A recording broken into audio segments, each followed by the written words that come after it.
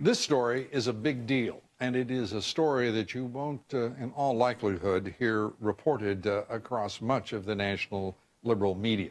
The Committee on Foreign Investment in the United States has given the okay to a more than $15 billion acquisition by China's state-run oil producer, CNOOC, the Canadian-based company, Nexen. Its assets include a number of oil and gas platforms in the Gulf of Mexico, as you see there. They account for roughly 8% of Nexen's total crude oil production. Joining me now to talk about what is China's biggest foreign overseas deal yet, Dean Pops. He directed all technology acquisition for the U.S. Army under Presidents Bush and Obama. He is the co-chair of a nonprofit Washington, D.C. group, the Strategic Materials Advisory Council. Dean, good to have you here. I have to say, I was shocked this was approved without qualification. Were you? I was shocked beyond belief, Lou, and putting it into sequence with a number of things that have happened since Election Day 2012. What we're seeing is a complete reversal in the president's policy. I wish tonight in the State of the Union he would address the inconsistency that he had, that prior to national elections he was pro-labor, pro-union, pro-U.S. manufacturing, pro-U.S. industries, defense industries, and the like, and that it's been one thing after the other since November 6th.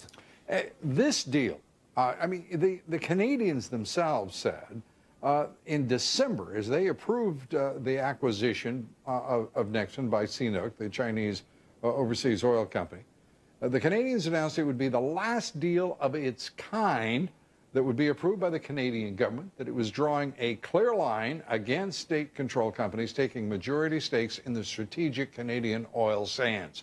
This is a huge, huge natural resource acquisition by China in those critical strategic oil sands.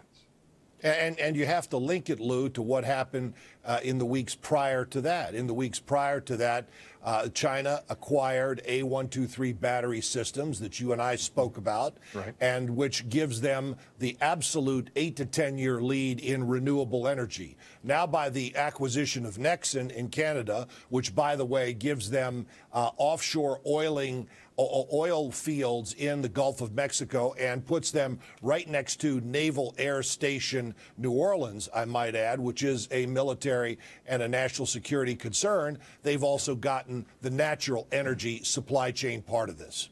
And let's be clear about what CFIUS, the Committee on Foreign Investment in the United States, is. It is President Obama. It is nothing more than a fig leaf, if you will, for the president's executive, even imperial power. It involves the Treasury Secretary of the Homeland. I mean, we go through all of the executive departments. This is nothing more than the President of the United States himself signing this away. And he should do it straight up and boldly, and like you say, perhaps address it tonight in the State of the Union. All of the leaders of the CFIUS process in every one of the executive agencies are political appointees. In some instances, they're also Senate confirmed. And I hope that in the Senate confirmations that come up this week and next, Lou, that we have a chance to keep asking those questions about why there is this giveaway during this second term of the Obama administration. Let me ask you, Dean Pops, why is there this giveaway by this president now?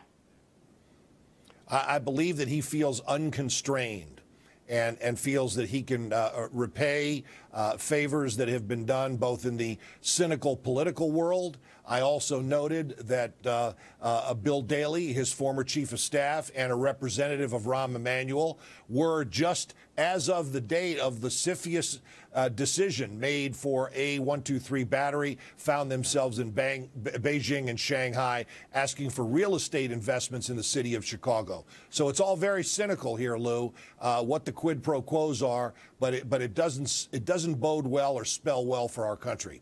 And it is all happening without remark or any inquiry by the United States Congress. Dean Pops, thank you very much for being with us. We appreciate it.